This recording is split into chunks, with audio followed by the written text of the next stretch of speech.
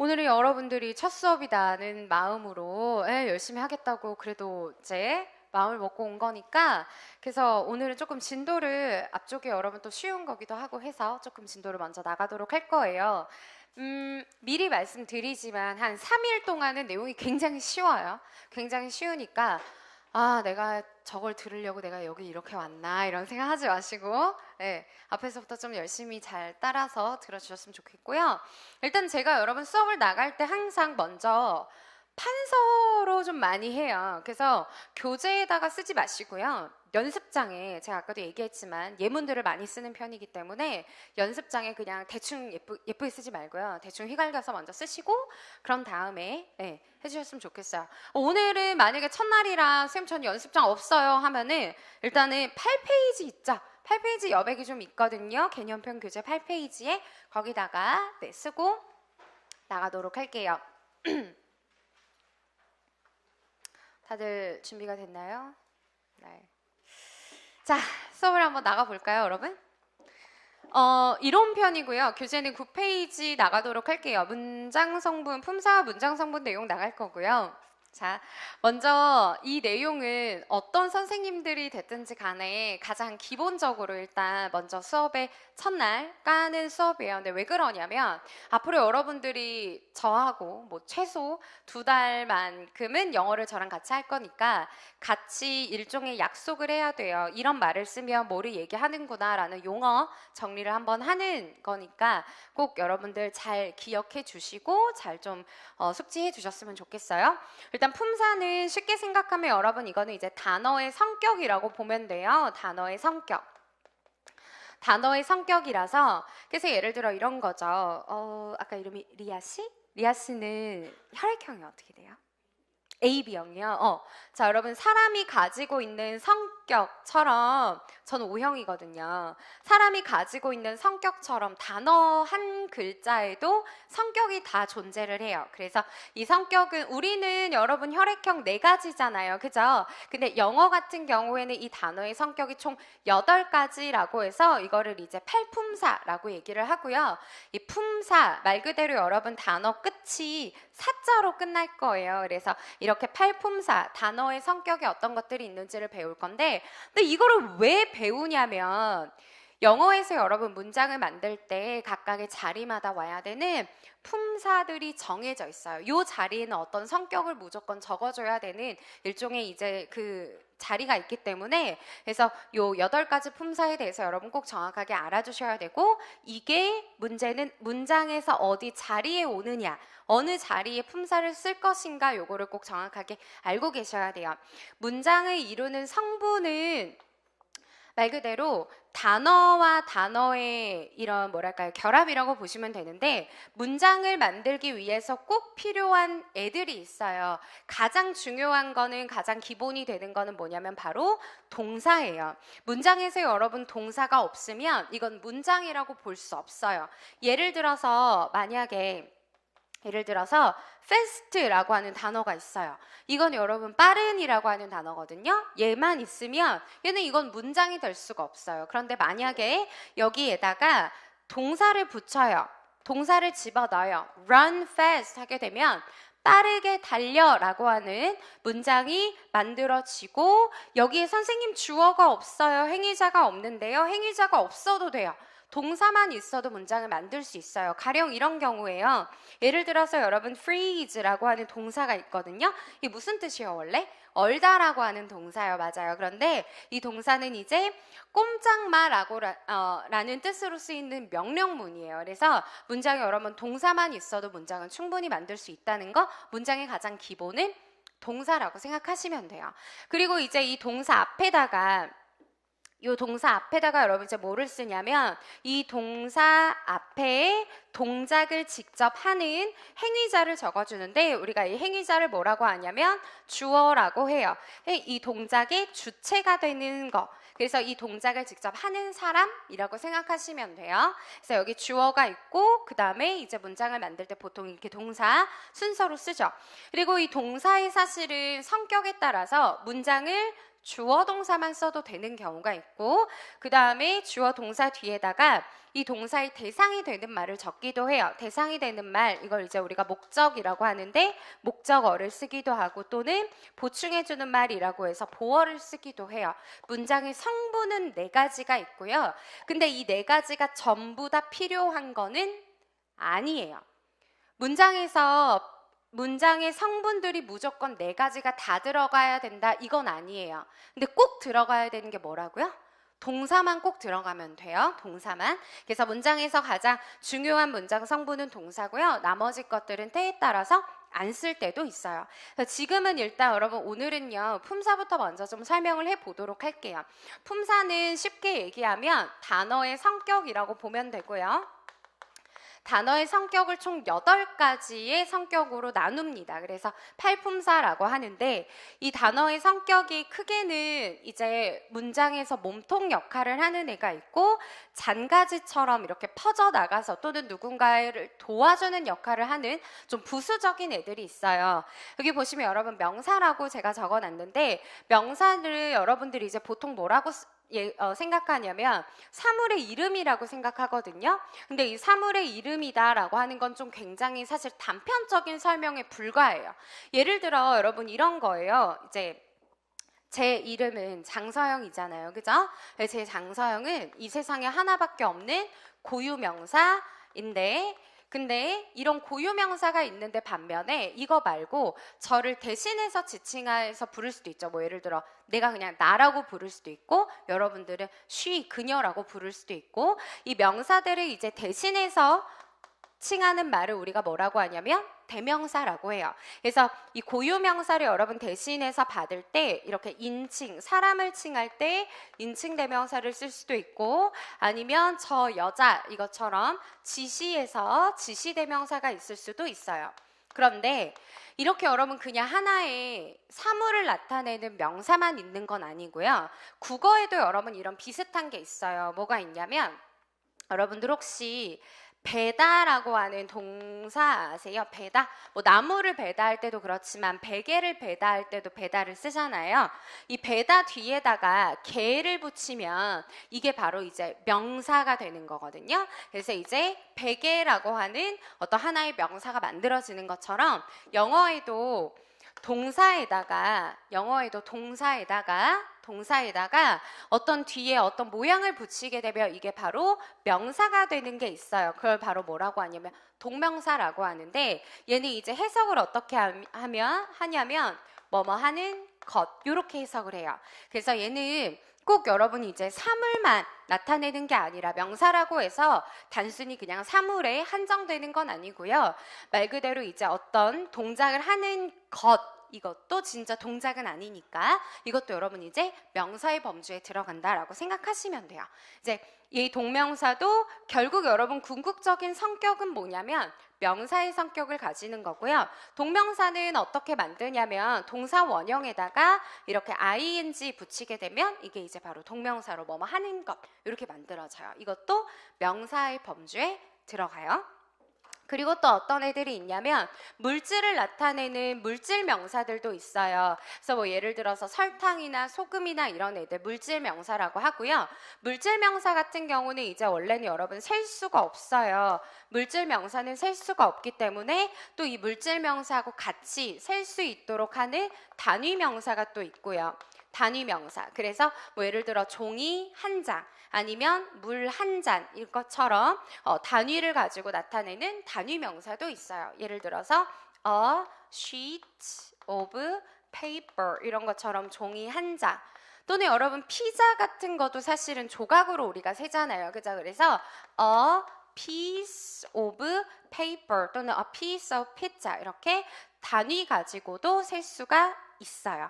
그래서 뒤에 나오는 애들은 여러분 셀 수가 없는 거지만, 이 앞에 나오는 단위 명사는 two pieces of pizza, 이런 식으로 뒤에 나오는 이 명사는 여러분 셀 수가 없는 거지만 앞에 나오는 이 단위 명사는 셀 수 있다고 보시면 돼요. 그래서 여기를 복수로 만들어 주는 거고요. 뒤에 나오는 물질들은 셀 수가 없다, 이렇게 보시면 돼요. 왜 여러분 우리도 전통시장 같은 데 보면 할머니들이 콩이라던가 막 이렇게 막 수수 이런 거 팔 때 한 돼 이런 말 들어봤죠? 돼. 들어봤죠? 그죠? 한 돼 이런 거. 네, 그래서 이렇게 단위 가지고 여러분 세는 거 가능하고요. 여러 가지 명사들이 있는데 시험에 나오는 명사들은 뭐가 중요하냐면 동명사 중요하고요. 동명사. 그리고 또 하나 더는 물질 명사. 셀 수 없는 명사들이 여러분 조금 중요해요. 그래서 셀 수 없는 명사들만 조금 제가 적어 볼 테니까 거기다가 쓰세요. 물질 명사들이나 아니면 추상 명사들은 사실 셀 수가 없거든요. 시험에 나오는 거 5가지면 외우시면 돼요. 그것만 좀 적도록 할게요. 셀 수 없는 명사들.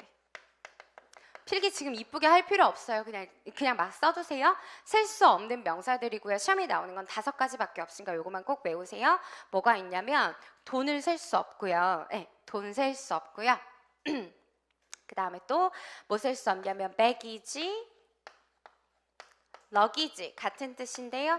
배기지, 러기지. 그 다음에 information, 정보. 그 다음에 advice, 그리고 furniture. furniture는 무슨 뜻이에요? 가구라고 하는 뜻이잖아요. 가구는 집합 명사예요. 무슨 얘기냐면 가구의 범주 안에 테이블도 들어가 있고 의자도 들어가 있고 하잖아요. 그런 애들은 1개, 2개씩은 셀 수가 있어요. 예를 들어 책상 2개, 의자 3개 이렇게 셀 수 있는데 가구 이렇게 얘기하면 그건 셀 수가 없는 거예요. 그래서 요거 셀 수 없고요. 신기하죠, 여러분? 돈을 못 센대요. 그러면 선생님 뭐를 세요? 그러니까 돈이라고 하는 것도 집합으로 간주를 해서 이거는 못 세지만 화폐나 동전은 셀 수 있어요. 무슨 얘기냐면 bill, 지폐에 셀 수 있고요. S 붙여놨는 거는 복수로 여러 개가 가능하다는 얘기예요. 그리고 코인, 동전도 셀 수가 있어요. 그런데 monies라고 해서 복수로 돈은 셀 수 없어요. 요거 꼭 알아두시고요. 그 다음에 독해를 하다 보면 이제 여러분들 시험에, 그러니까 문법 문제 자체에 나오는 건 아닌데 어떤 명사들이 있냐면 또 복합명사라고 있어요. 복합명사. 이것도 여러분들이 조금 이제 내가 영어를 좀 한다 하시는 분들이라면 꼭 알아두셨으면 하는 내용 중에 하나인데, 예를 들어 이런 거예요. 명사하고 명사를 사실은 따로 써야 되는데 이거를 그냥 같이 붙여서 하나의 명사로 간주를 하는 거예요. 가령 어떤 거냐면 예를 들어 speed, 이거 여러분 무슨 뜻이에요? 속도라고 하는 뜻이죠. 그죠? 여기다가 limit을 붙여가지고요. 속도 제한이라는 그냥 하나의 명사로 써요. 또 예를 들어서 growth 하게 되면 이거는 성장이라고 하는 명사인데 여기다가 rate, 비율이라고 하는 명사를 붙여가지고 성장률이라는 그냥 하나의 명사가 만들어지는 거예요. 그래서 이렇게 여러분 이제 명사하고 명사를 붙여서 하나의 명사로 간주하는 거, 이런 거를 이제 우리가 복합명사라고 얘기합니다. 네, 그래서 독해에는 여러분 복합명사가 사실 굉장히 많이 쓰여요. 그러니까 이 복합명사가 이제 하나의 그냥 명사고 명사가 만나서 하나의 의미로 사용된다. 이 정도만 알고 계시면 됩니다. 시험에 나오는 거는 동명사가 훨씬 더 많이 나오고요. 저 내용을 조금 더 나중에 자세히 살펴보도록 할게요. 자, 이제 여러분들이 공부를 할 때 저는 중요한 것 중에 하나가 좀 트렌드를 알아야 된다고 생각을 하거든요. 요즘 시험에 많이 나오는 트렌드는 명사 자체보다는 누가 더 많이 나오냐면 바로 대명사가 훨씬 더 자주 나와요. 여러분, 대명사가 이게 무슨 역할을 하는 것 같아요? 말 그대로 명사를 뭐 해주는 거예요? 대신해주는 게 바로 대명사예요. 맞아요. 그래서 앞에 반드시 전제 조건이 있어요. 대명사를 쓰려면 여러분 앞에 반드시 뭐가 있어야 되냐면 일반적인 일반 명사가 반드시 먼저 있어야 되고 그 다음에 대명사가 받아줘야 돼요. 무슨 얘기인지 이해 가시죠? 대명사라는 건 누군가를 대신해서 또는 어떤 거를 대신해서 받는 거기 때문에 반드시 대명사를 쓰려면 전제가 먼저 앞에 일반 명사가 있어야 되고 그걸 다시 받아야 돼요. 그래서 사람을 대신한다라고 해서 우리 인칭 대명사라고 하고요. 어떤 걸 지칭해서 쓸 때, 지시하거나 할 때는 지시 대명사를 쓰기도 해요. 이제 오늘 여러분들 조금 이따가 어려운 내용 중에 하나 바로 대명사 파트 들어갈 건데 여기서 뭐가 이제 좀 중요하냐면 바로 부정 대명사라고 하는 거를 이제 제가 알려드릴 거예요. 부정대명사는 여러분 나쁘다는 게 아니고요. 정해지지 않은 어떤 것을 얘기해요. 정해지지 않은 어떤 것. 정해지지 않은 사물을 여러분 받을 때 얘기해요. 선생님 그게 무슨 말이에요? 앞에는 분명히 일반 명사가 있고 그걸 다시 받는 건데 그러면 정해진 거 아닌가요? 라고 생각을 하실 텐데 가령 이런 거예요. 여러분들이 예를 들어서 옷가게에 갔어요. 옷가게 갔는데 옷을 좀 사려고 했는데 점원이 추천을 해줬는데 마음에 안 들어. 그러면 이제 여러분들은 이렇게 얘기하겠죠. 이거 말고 다른 거 좀 보여주세요라고 얘기할 거 아니에요. 그죠? 그러면 정해진 게 있어요? 없어요? 정해진 거는 옷이라는 거? 그거 말고는 정해진 게 아무것도 없죠. 디자인도 정해진 것도 없고 모델이 정해진 것도 없고 그래서 정해지지 않은 어떤 것들을 대신해서 그냥 저 다른 걸로 좀 보여주면 안 될까요? 앞에 나오는 종류는 같은 종류긴 하지만 동일한 사물은 아닌 거를 얘기해요. 그래서 이 부정대명사 내용이 여러분 조금 많이 어려우실 텐데 요거 이따 좀 자세히 살펴볼 거고요. 여기서 여러분 조금 주의해야 될 거 하나만 좀 체크할게요. 인칭대명사라고 해서 우리가 아마 여러분들 중고등학교 때 많이 배우셨을 거예요. I, my, me, mine 그거 표 외우잖아요.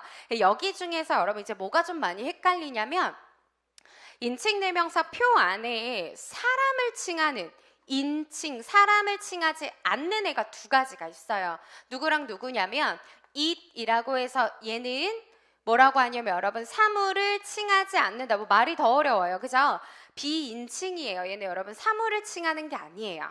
그러니까 미쳤나봐. 사람을 칭하는 게 아니고요. 사물을 칭할 때 쓰고요. 비인칭이라고 해요. 사물을 칭할 때 쓰고요. 그 다음에 또 하나 누구냐면 바로 대의예요. 여러분 대의는 사람도 사물도 둘 다 칭해요. 그렇기 때문에 대의가 나왔다고 해서 무조건 그게 사람은 아닐 수도 있어요. 문맥을 잘 보고 여러분들이 판단을 해주셔야 돼요. 그래서 얘네 두 가지는 여러분 인칭이 아닌 애들로 쓰이기 때문에 그것만 조금 주의해 주시면 됩니다. 자, 형용사하고 부사는요 둘이 여러분 묶어서 설명을 드릴게요. 두 가지는 둘 다 뭐 하는 거냐면 수식해주는 기능이 커요. 이게 무슨 얘기냐면 수식이라고 하는 건 영어로 그러니까 한국어로 조금 더 쉽게 얘기하면은 꾸며주는 말이거든요. 누군가를 꾸며주는 말. 누군가를 여러분 꾸며주는 말들이라서 얘는 절대 혼자서 쓰지 않아요. 문장에서 누군가를 꾸며줄 때 쓰는 거라고 보시면 돼요. 예를 들어 이런 거죠. 여러분 우리가 미역국을 끓일 건데 조미료만 가지고 끓일 수 있어요? 없죠. 그죠? 미역국 끓이려면 미역이 베이스 아니에요. 근데 거기다가 맛을 좀 더 풍부하게 내기 위해서 MSG를 넣기도 하고 그죠? 네, 조미료를 넣기도 하는 것처럼 얘네들은 여러분 반드시 그래서 누군가를 꾸며주거든요. 그래서 옆에다가 이렇게 써볼게요. 형용사는 명사를 꾸며주고요. 부사는 명사 이외에 나머지 다 꾸며줘요. 그래서 얘는 동사도 꾸며주고요. 그 다음에 이제 형용사도 꾸며주고요. 그리고 또 다른 문장의 부사도 꾸며주고 문장 전체를 꾸며주기도 해요. 문장이라고 쓸게요. 문장 전체를 꾸며주기도 해요. 제가 예를 이따가 조금 더 자세히 들어보겠지만 지금 일단 여기다가 하나만 적어볼게요. 예를 들어서 she is gorgeous. 그녀는 정말 너무너무 멋있다 라고 하는 문장이에요. 자, 여기 보시면 여러분들이 자꾸 착각하는 것 중에 하나가 gorgeous라고 하는 이게 형용사거든요. 굉장히 멋있는 뭐 이런 형용사인데 얘가 앞에 나오는 is를 꾸민다고 생각해요. 그게 아니라 얘는 여러분 지금 동사거든요. is. 그래서 얘를 꾸며주는 게 아니라 누굴 꾸며주는 거냐면 그녀가 있고 어떠한지 얘를 꾸미는 거예요. 그래서 얘는 여러분 동사를 꾸미는 게 아니라 명사를 꾸며준다라는 거 꼭 기억해 주시고요. 자, 이 두 번째 여기 여러분 보시면 부사 있는 거 보이죠? 부사요. 자, 요거 여러분 한번 잘 보세요. 이 케이크는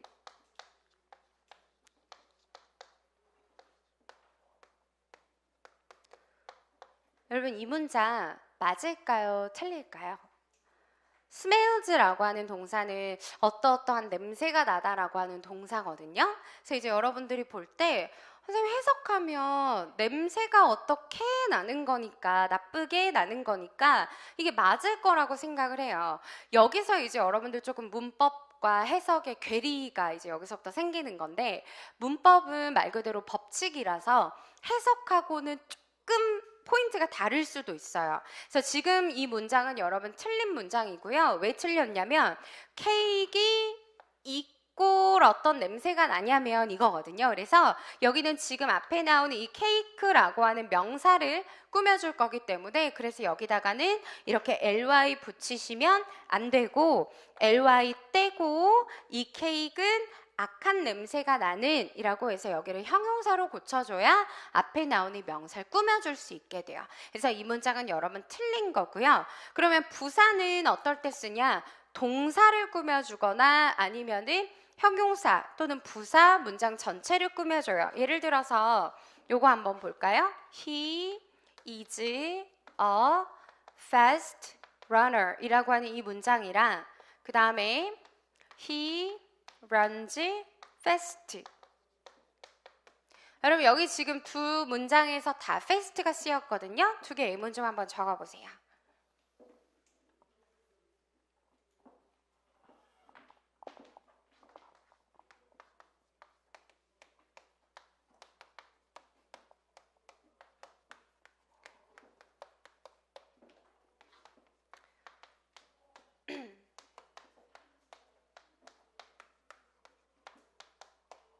그리고 요것도 같이 적어보세요. 둘의 차이가 어떤 게 있는지 좀 같이 보도록 할게요. 적어볼까요?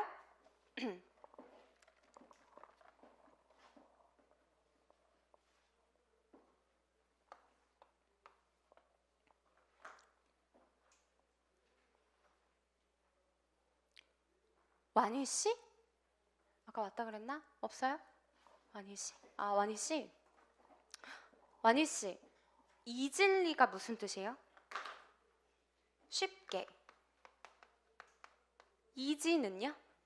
쉬운이죠. 혹시 품사 어떻게 되는지 알아요? 품사?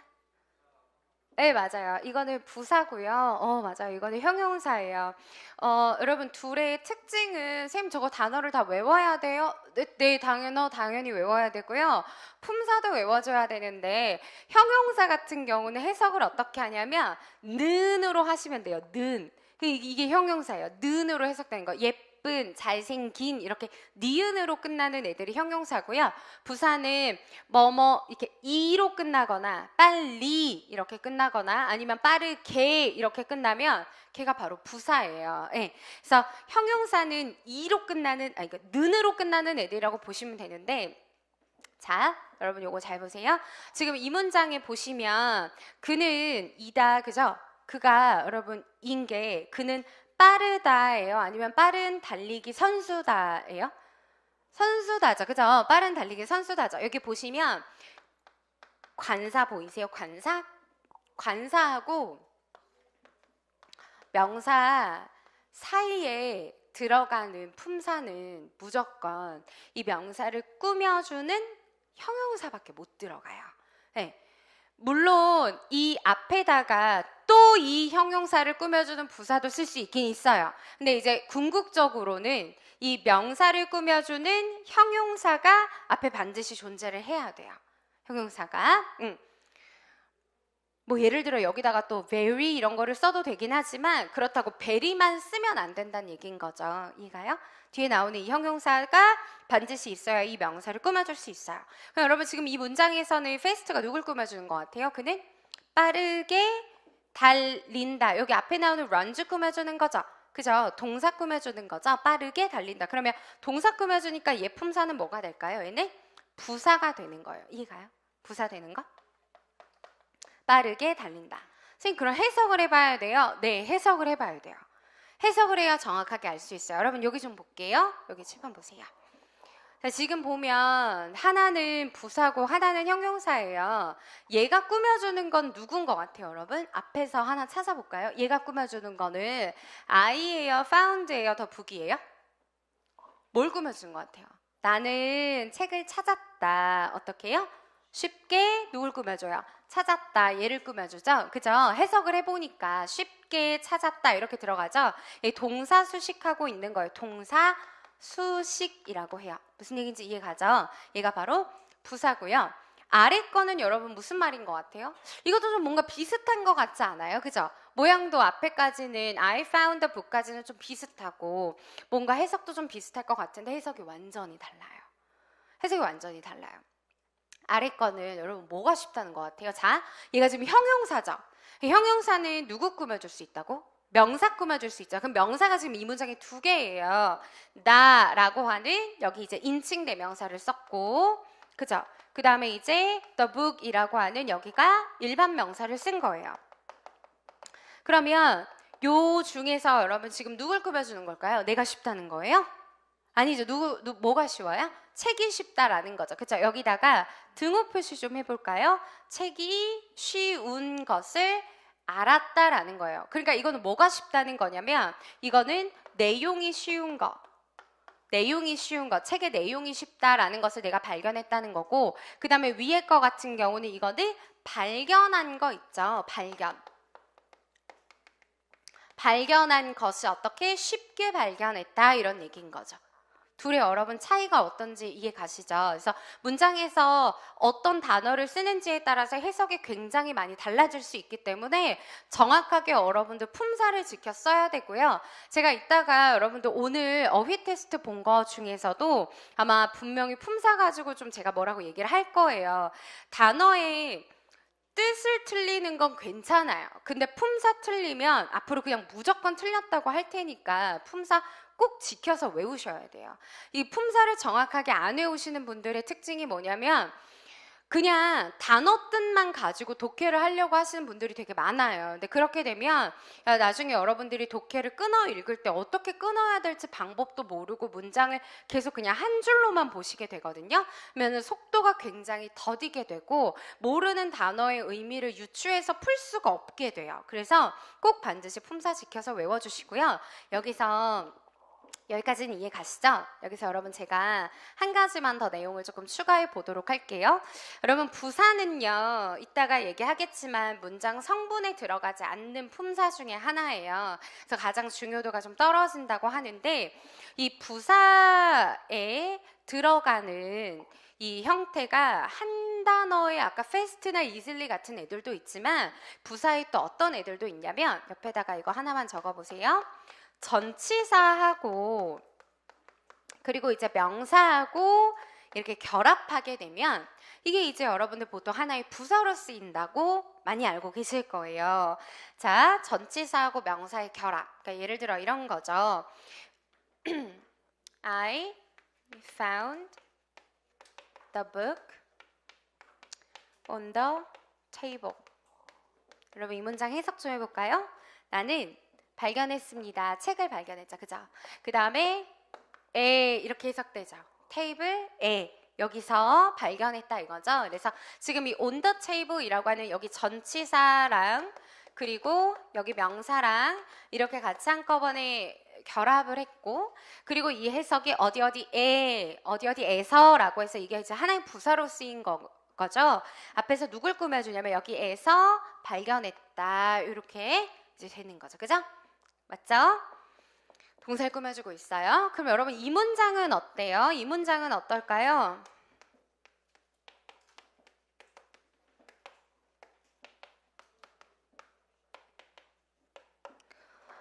이거 해석 좀 한번 해볼까요? 여러분들 mine은 무슨 뜻이야? mine? 나의 것, 그쵸? 나의 것이라고 하는 명사예요. 나의 것. 자, 여기도 지금 똑같이 on the table이 들어가 있는데 여기 있는 on the table은 누굴 꾸며주는 것 같아요? 테이블 위에 있는 누굴 꾸며줘요? 책, 얘를 꾸며주죠. 맞아요? 자, 그럼 여러분 이렇게 질문해 볼게요. 전치사하고 명사로 이루어진 하나의 이런 묶음. 다시 여러분 우리가 여기 칠판 잠깐만 볼까요? 이게 한 단어예요. 이게 한 단어고 얘도 한 단어예요. 이렇게 단어와 단어가 만나서 하나의 묶음이 되면 이런 걸 이제 나중에 배우겠지만 구라고 하는데 문장이 되지 않기 때문에 구라고 얘기를 할 거예요. 아무튼 얘가 이제 여러분 하나에 묶여서 이렇게 뭐 전치사, 명사, 구라고 해서 뭐 전명구 이렇게 부르기도 하는데 그건 나중에 할 거고요. 아무튼 이 묶음이 무조건 부사인가요? 아니에요.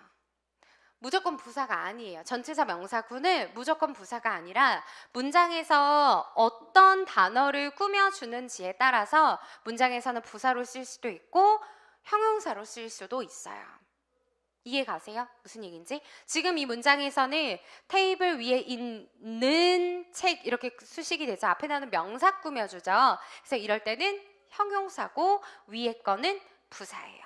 무슨 말인지 이해 가세요? 이거? 그래서 무조건 여러분 전치사 명사구는 부사는 아니에요. 무조건 부사는 아니고 개 이렇게 끝나면 에 이렇게 끝나면 이제 이건 부사예요. 예를 들어 또 여러분 이것도 있을 수 있어요. 요것도 한번 해보자. I 밑에다 써볼게요. Solved the problem.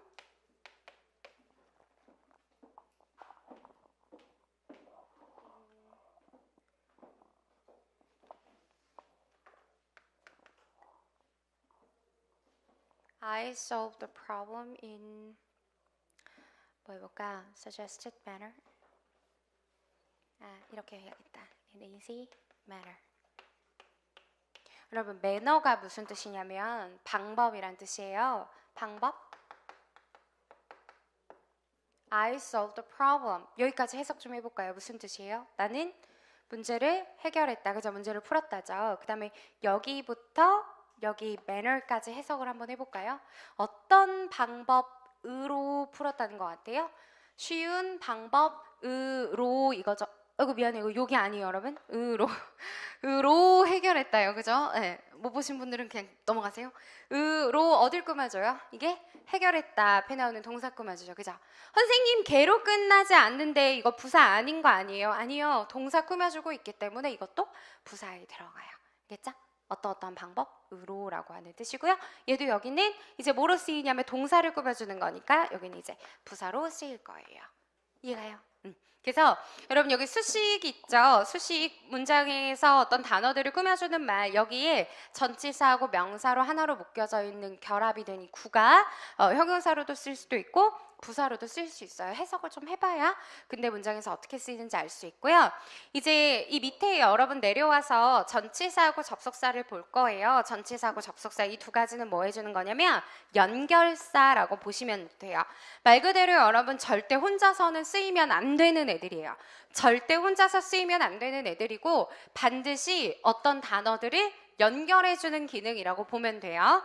전치사 같은 경우에는 이제 누구를 연결해주는 거냐면 뒤에 여러분 반드시 명사를 연결해서만 쓰고요. 그 다음에 접속사 같은 경우에는 또 반드시 누구를 연결해주는 거냐면 이때는 문장을 연결해서 써요. 자, 무슨 얘기인지는 이쪽 옆에서 조금 더 자세히 보도록 할게요. 그냥 막 쓰고 계시죠? 네, 예쁘게 할 게 아니라 수업을 들으면서 이해하시면 돼요. 이해하시면. 자, 전치사는 말 그대로 여러분 명사를 연결해주는 역할을 하는데 저 전치라는 말이 뭐냐면 앞에 위치한다는 얘기예요. 명사의 앞에 위치해서. 그래서 예를 들어서 이렇게 쓰시면 돼요.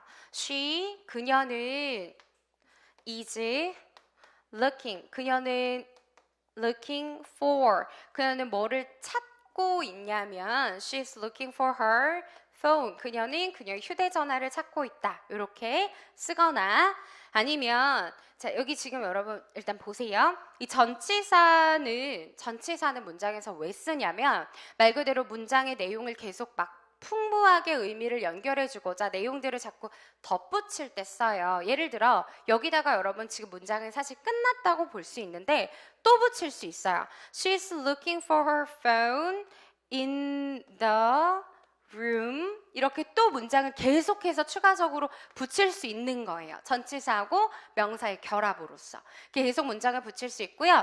여기다가 여러분 우리 문장 하나가 더 붙여볼게요. 이번에는 문장을 붙일 거예요. but 그러나 she can't find it 그녀는 그거를 찾을 수 없었다. 이렇게 지금 여러분 보시면 but이라고 제가 세모 표시해 놓은 거 보이죠? 앞에 나오는 문장과 뒤에 나오는 문장을 연결해 준 거예요. 저게 바로 접속사라고 보시면 되는데 이제 여러분들이 제일 많이 헷갈리는 접속사가 하나 있어요. 여러분 이거 보세요. 제가 옆에다가 예문 하나만 더 쓸게요. I like fruit. I like 이렇게 써보자. I like 요즘 수박이 나오는 철이잖아요. 그죠? I like watermelon.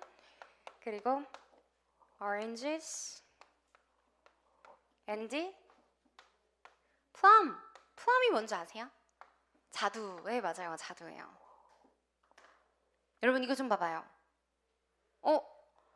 선생님 접속사인데 왜 명사를 연결해요? 이거 그럼 전치사 아닌가요? 그러시거든요. 이 and는 여러분 조금 특이한 접속사예요. 등위 접속사라고 해서 앞에와 똑같이 같은 종류의 것들을 나열하게 돼 있어요. 그래서 얘는 이제 접속사예요. 접속사고요. 이렇게 생각하시면 쉬울 것 같아요. 이게 생략된 거예요. 앞에 어차피 똑같이 있으니까 얘가 여러분 지금 생략되고 다른 명사들만 다시 앞에 이 똑같은 내용이 주어 동사 똑같이 쓰니까 얘를 빼고 다른 명사만 연결했다 이렇게 생각하시면 됩니다. 네. 그래서 이 and라고 하는 거 여러분이 절대로 전치사 아니고요. 접속사 범주 안에 들어가요. 이런 접속사들이 몇 가지가 있어요. 이제 그때만 여러분들 쓰임 조금 주의해 주시면 될 것 같아요. 그 다음에 이제 감탄사 같은 여기까지만 볼게요. 그 다음에 감탄사 같은 경우에는 사실은 뭐 지금 영어 공부하시는 학자들 사이에서는 감탄사를 빼고 관사를 넣자라고 할 정도로 굉장히 사실 비중은 줄어들고 있지만 우리 시험에는 나오거든요. 어떤 게 나오냐면 뭐 와우, 막 이런 감탄사는 시험에 안 나와요. 그런 게 나오는 게 아니라요. how로 시작하는 감탄문이 있고 what으로 시작하는 감탄문이 있는데 이 문장에 어순을 여러분들 기억해 두시면 돼요. 감탄사는 감탄문의 어순. 그래서 얘는 여러분 이제 나중에 제가 문의 종류라고 하는 부분 들어가면 또 다시 알려드리겠지만 문장의 순서, 문장을 쓰는 순서가 있어요. how는 how 다음에 형용사 또는 부사 그리고 뒤에다가 주어 그 다음에 동사 이 순서로 문장의 감탄문을 쓰는데 주로 시험에 나오는 거는 how절의 감탄 이 how로 시작하는 문장의 감탄사 요거 문장의 어순이 굉장히 많이 나오는 편이에요. 그래서 예를 들어 하나만 좀 만들어 볼게요. How? 날씨가 정말 덥다. How hot it is. 이렇게 쓸 수 있어요. 날씨가 정말 덥네. 이렇게. It's hot. 이렇게만 쓰면 덥다. 이런 건데. 뭐 더워. 막 이렇게. 뭐 더워. 이렇게 얘기할 정도로 진짜 더울 때 이렇게 감탄문으로 쓸 수 있어요. 그 다음에 또 하나 더는 뭐가 있냐면 what으로 시작하는 감탄문이 있는데요. what 다음에 어나 on 관사를 쓰고 그 다음에 형용사 뒤에다가 관사가 왔기 때문에 여러분 뒤에 뭐가 붙냐면 이제 명사가 붙어요. how 혁명 그 다음에 뒤에다가 이제 주어 동사 이렇게 그래서 지금 여러분 문장에서 이 문장 안에서 쓰이는 단어들의 성격들을 좀 얘기한 거고요. 여기서 제가 한 가지 빠진 성격이 하나 있어요. 뭐예요? 문장에서 가장 중요한 동사를 제가 지금 뺐거든요. 동사는 우리 오늘 일단 동사 위주로 나갈 게 아니기 때문에 동사 내용은 제가 좀 뺐고 동사 양이 굉장히 많아요. 그래서 오늘은 일단 동사 빼고 팔품사부터 일단 먼저 조금 설명을 했고요. 그리고 이제 이 품사들이 여러분 문장에서 어디 쓰이는가를 조금 같이 보도록 할게요. 그것까지만 하고 잠깐 쉴게요. 자, 이 품사는 단어 하나하나의 성격을 얘기했다면 이제 이것들이 문장에서 어디에 쓰이는가? 팔품사가 문장의 자리 있죠? 문장의 각각의 자리. 그래서 문장의 여러분 성분이라고 할 텐데 문장의 각각의 자리에 어떤 자리에 쓰이는지 이제 요 얘기를 조금 해볼게요. 문장의 성분에는 여러분 4가지가 있는 거고요. 앞에서도 얘기했지만 무조건 이 4가지 성분이 다 필요한 건 아니에요. 문장에서 이 성분이 다 필요한 건 아니기 때문에 일단 여러분들 요거 내용을 꼭 알아주셔야 되고 자 가장 기본적으로는 뭐가 들어가야 되냐면 일단 무조건 동사가 들어가야 돼요. 이 문장에서 여러분 자리 필요한 애가 네 가지가 있다고 했는데 이 네 가지는 원래 뭐라고 붙이냐면 어떤 말이라고 해서 뒤에는 원래 어가 붙어요. 이 동사라고 부르는 이유는 일단은 이게 워낙 많이 쓰이는 말이라서 동사라고 부르고요. 원래는 이제 얘를 뭐라고 하냐면 수러라고 합니다. 네, 문장에서 수러라고 해서 풀어서 쓰는 수러, 동작을 나타내는 말을 수러라고 하고요. 그 다음에 이제 이 앞에는 누가 붙냐면 이 동작의 행위의 주체, 행위의 주체. 얘가 바로 누구냐면 바로 문장에서 주어라고 합니다. 근데 여러분들이 좀 잘못 생각하고 있는 것 중에 하나가 여러분 주체라고 하면 뭔가 자기가 막 주도적으로 해야 될 것 같잖아요. 그죠? 근데 예를 들어서 만약에 문장에 여러분 이거 봐봐요. The window was broken. broken은 break, 부수다, 망가지다 라고 하는 동사의 과거 분사형이라고 해서 맨 마지막에 쓰는 요 PP 형태라고도 하죠. 이 모양의 형태를 얘기해요. 자, 봐봐요. 창문이 직접 깨요? 아니죠. 창문이 깨져졌다 이거죠. 그래서 여러분 행위의 주체라고 해서 뭔가 막 무조건 주도적으로 한다고 생각하시면 절대 안 되는 거예요. 이 주어가 이러한 상태이다라고 얘기해 주는 게 바로 이 수러. 그래서 우리가 이 동사들을 이제 뭐라고도 뭐 상태 동사 이렇게도 부르기도 할 텐데 주어가 무조건 행위를 직접 한다고 생각하시면 절대 안 돼요. 아시겠죠? 네. 행위의 주체고요. 주체라는 말이 여러분 이제 이 동작과 관련된 주어라는 거지 얘를 직접 하는 건 절대 아니에요. 아닐 수도 있어요. 그래서 이 행위의 주체 주어라고 하고요. 그 다음에 이제 동사 수러가 있고 이 뒤에 여러분 이제 사실은 두 가지가 둘 중에 하나만 쓸 수도 있고요. 둘 중에 하나만 쓸 수도 있고 둘 다 들어가는 경우가 있을 수도 있어요. 일단은 이제 주어 다음에 동사 뒤에다가 이제 뭐를 쓰냐면 여러분들이 좀 어려워하는 것부터 먼저 한번 해볼까요? 쉬워하는 거 말고 좀 어려워하는 것부터 보어부터 먼저 한번 설명을 좀 드릴게요. 여러분 보어는 뭐냐면 말 그대로 보충해주는 말이에요. 보충해주는 말. 보충해주는 말인데 제가 예문들을 여러분 옆에다가 조금 적을 테니까 한번 쭉 써보세요. She became a teacher. 또는 the rumor turns out to be false.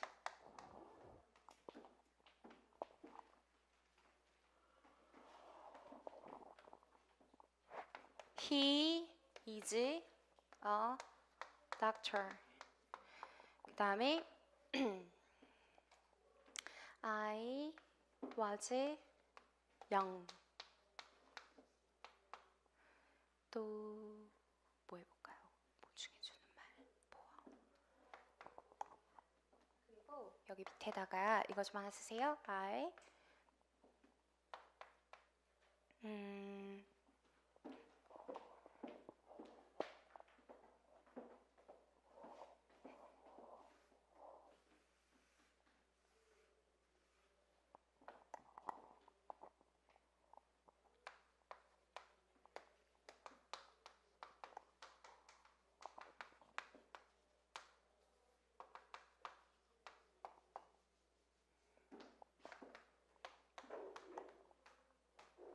resemble my father.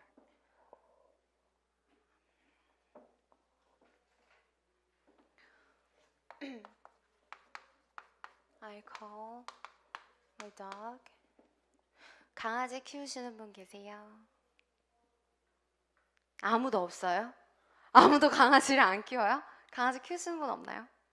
진짜? 이름이 뭐예요? 강아지 이름 순돌이에요? 그래요? 그게 정말 순해요? 아, 그러니까 개들이 이렇다니까요. 이름 따라 안 가는 것 같아요, 그죠? 그래요. 이것도 적어보세요.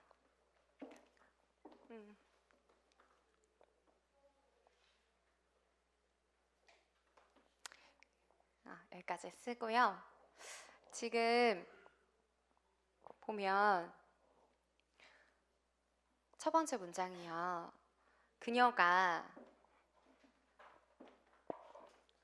그녀랑 여기 선생님이랑 다른 대상인 것 같아요, 여러분?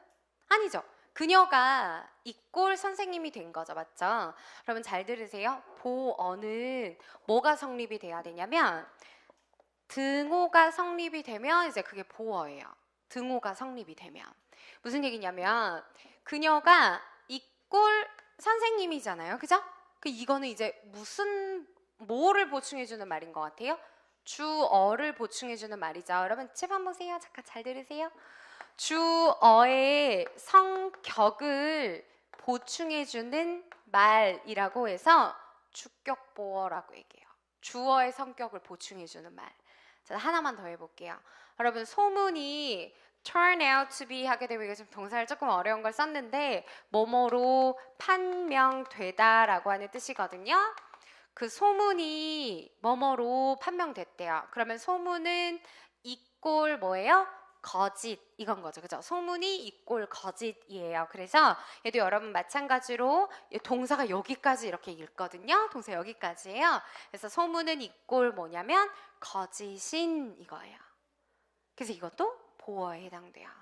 하나 더 해볼까요, 여러분? 여기 봐요. 이것도 등호, 이것도 등호죠? 그죠? 여기 지금 여러분 요 자리가 전부 다 무슨 자리냐면 보어 자리인데 여러분 그럼 우리 이제 품사 좀 잠깐 얘기해볼까요? 품사? 자, 얘가 지금 누굴 꾸며준다고 했어요? 주어 꾸며준다 그랬죠? 그죠? 주어 자리에 오는 품사는 반드시 누구여야 되냐면 품사로 얘기할게요. 품사. 주어 자리에 오는 품사는 네, 맞아요. 명사가 와요. 명사가 오고요. 이 명사를 아까 명사 꾸며주는 품사 뭐라 그랬더라? 형용사 맞아요. 그래서 보어 자리에 뭐 쓸 수 있냐면 여러분 형용사도 쓸 수 있고 또 하나 더 명사하고 이꼴 명사하고 같아요. 그래서 우리가 이런 걸 같은 성격이다라고 해서 동격이라고 하는데 바로 이 자리에 뭘 쓸 수 있냐면 명사. 그녀는 이꼴 선생님. 이렇게 명사하고 명사. 두 개 쓸 수 있어요. 형용사를 쓸 때는 수식인 거고요. 명사를 쓰게 되면 동격이에요. 제발 보세요. 그는 이꼴 의사. 이게 성립이 되면 보어고요. 그래서 이렇게 그와 의사가 같은 성격이다. 또는 이렇게 꾸며준다. 나는 어렸다. 나는 젊었다. 이렇게 꾸며주는 거 수식이고 명사를 꾸며줄 수 있기 때문에 형용사 쓰면 돼요. 여러분 여기다가 만약에 부사를 쓰면 될까요? 안 될까요? 부사를 쓰면 안 되는 거예요. 네. 왜냐면 나는 빠르게 나는 예쁘게 이다. 이게 좀 이상하죠. 그죠? 여기다가는 쓰시면 안 되는 거예요. 여러분 이거 좀 볼까요? 질문 좀 해보려고요. 자, 7번 보세요. 지금까지 좀 지루했죠. 그죠? 네, 되게 쉬운 내용이라 지루했을 텐데 여기 보시면 나는 봤죠. 그죠? myself 했어요. 자, 얘는 문장에서 보어일까요? 아니면은 목적어일까요? 참 고민이 돼요. 그죠? 분명히 나랑 이거 나 자신이라는 말인데 분명히 같은 거니까 보어가 아닐까 이렇게 생각을 하실 텐데 여러분 이 자리를 잘 보시면 이 자리는 해석을 어떻게 해야 되냐면요. 나는 뭐뭐를 봤다 이렇게 써야 돼요. 뭐뭐를 봐요. 여기가 이꼴이 아니라 다른 어떤 대상을 보는데 근데 그 대상이 우연히 앞에 나오는 나랑 같은 사람인 거예요. 그래서 여기는 무슨 자리냐면 얘는 여러분 다른 대상을 갖는 목적어 자리예요. 목적어예요. 목적어. 나는 뭐뭐를 봤다. 이게 원래는 다른 대상인 거예요. 근데 그거를 나는 이제 내 자신을 거울 속에서 봤다. 이제 이런 거죠. 을를로 해석이 되면 목적어고 그리고 이렇게 같은 성격으로 된다 해석이 그러면 이거는 이제 보어예요. 선생님 무슨 말인지 잘 모르겠어요. 그러면 하나만 더 해볼게요. 여러분 칠판 보세요. 동사 뒤에 어떤 명사가 오거나 형용사가 와요. 근데 이 동사 뒤에 자리가 을를이라고 해석이 안 되면 그게 보어고요. 을를이라고 해석이 되면 그게 목적어예요. 그러면 요거 한번 볼게요.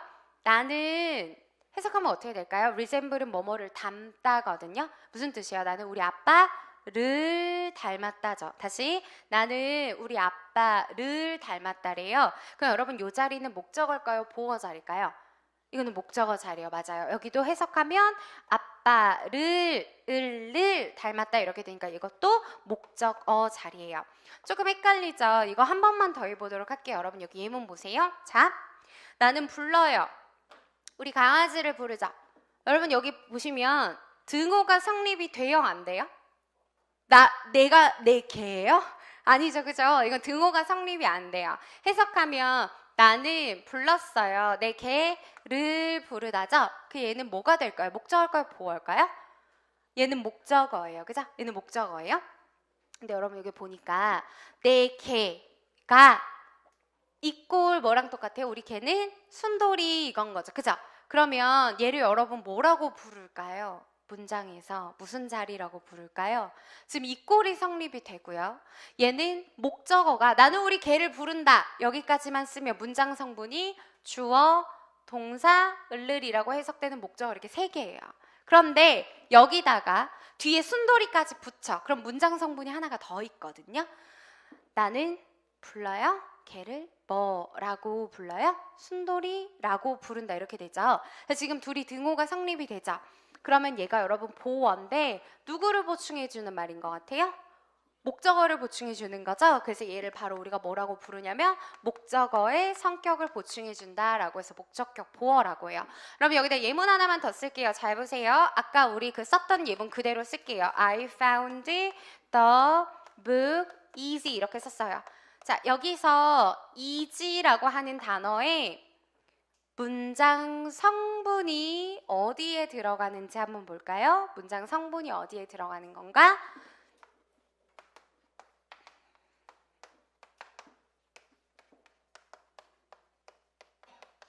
문장 성분 좀 얘기해 볼게요. 자, 문장에서 동사 그 앞에 주어, 그죠? 그리고 이 꼴이 성립이 안 되니까 여기 책 을을 찾았다니까 여기 목적어. 이지가 누구 꾸며준다고요? 책 꾸며주죠? 그러면 이거 문장 성분의 뭐에 해당하는 거예요? 목적격 보어. 무슨 말인지 이해가요? 목적격 보어예요. 책의 내용이 쉬운 것을 알았다. 책이 이 꼴 뭐예요? 쉬운 것을 알았다. 이렇게. 이해갔나요? 책이 쉬운 것을 알았다. 그러면 여러분 이 문장 성분 밑에 거 한번 볼까요? 나는 했다. 책을 찾았다죠. 그죠? 책을 찾았어요. 그 다음에 이거 해석하니까 여러분 아까 누구 꾸며줬었어요? 동사 꾸며줬죠? 문장 성분에는 주어, 동사, 목적어랑 목적격 보어만 있으면 되고요. 이렇게 여러분 부사는 문장 성분에 들어가지 않아요. 그러면 다시 한번 정리를 해볼게요. 자, 문장의 자리, 문장의 성분에는 4가지가 있어요. 주어가 있고 이거의 동작을 하는 동사가 있고 그리고 보충해주는 말 보어에는 이 명사를 꾸며주면 보어, 그죠? 주격 보어, 형용사로 쓰고 또는 뭐 만약에 이거 예문 방금 든 것처럼 목적어를 꾸며주면 목적격 보어라고 해서 2가지가 있어요. 다시 여기다 적어볼까요? 보어에는 무슨 보어랑 무슨 보어가 있다고요? 주격을 보충해주는 주격 보어도 있고 그 다음에 목적어의 성격을 보충해주는 목적격 보어도 이렇게 2가지가 있어요. 그죠? 이렇게 2가지가 있어요. 그 다음에 내가 목적어 말고 아빠를 닮았다처럼 만약에 을를로 해석되는 말, 자, 을로 해석되는 대상을 나타내는 말, 이걸 뭐라고 하냐면 우리가 목적어라고 얘기하고요. 목적어 자리에는 이제 뭐가 들어가야 되냐면 명사인 것들이 아무거나 들어가주면 돼요. 그러면 여기서 여러분 예문을 조금만 더 들어보도록 할게요. 자, 저기 제가 지금 뭐라고 썼냐면 명사 쓸 수 있다고 한 거 보이시죠? 주어 자리에 명사 쓸 수 있다고 한 거. 그러면 여러분 저 주어 자리에 이렇게 쓰는 건 어때요? she 이거 무슨 명사예요? 인칭 대명사, 그렇지. 인칭 대명사 써도 돼요. She is late for the class. 그녀는 수업에 늦었다. 이렇게 여러분 인칭 대명사 써도 되고요. 그리고 또 해볼까요? 날씨가 너무 습해. It is humid. humid가 습한이거든요. 여러분 이때 it은 사람 칭하나요? 아니죠. 근데 얘도 뭐라고 부르냐면 인칭 대명사에 들어가는 있어요. 그래서 우리가 얘도 뭐라고 하냐면 인칭 대명사인데, 근데 이제 이렇게 시간이나 날짜나 계절이나 요일 뭐 이런 거 나타낼 때는 비인칭 주어라고 얘기를 해요. 지금 여기서는 날씨 나타내 주는 거 써요. 그럼 여러분 이건 어때요?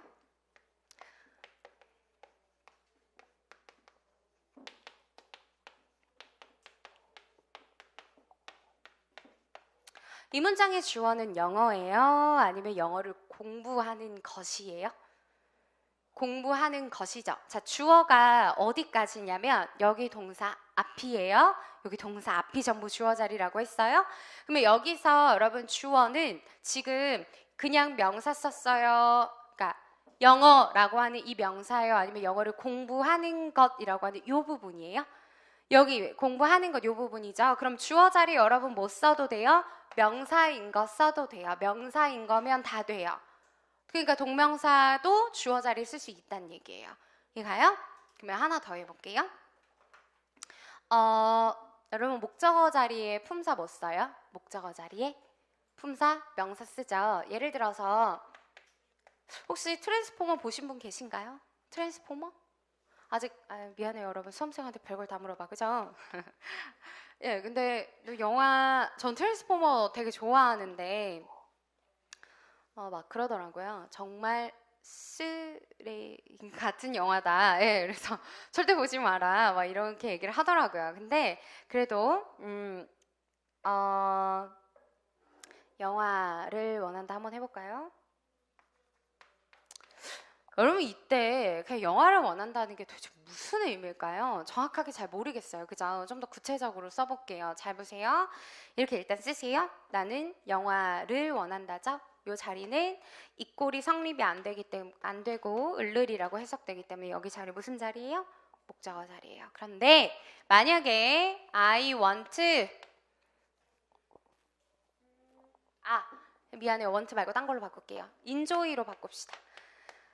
나는 영화를 즐기는 거 말고 영화 보는 걸 즐긴다고 한번 해볼게요. 잘 보세요.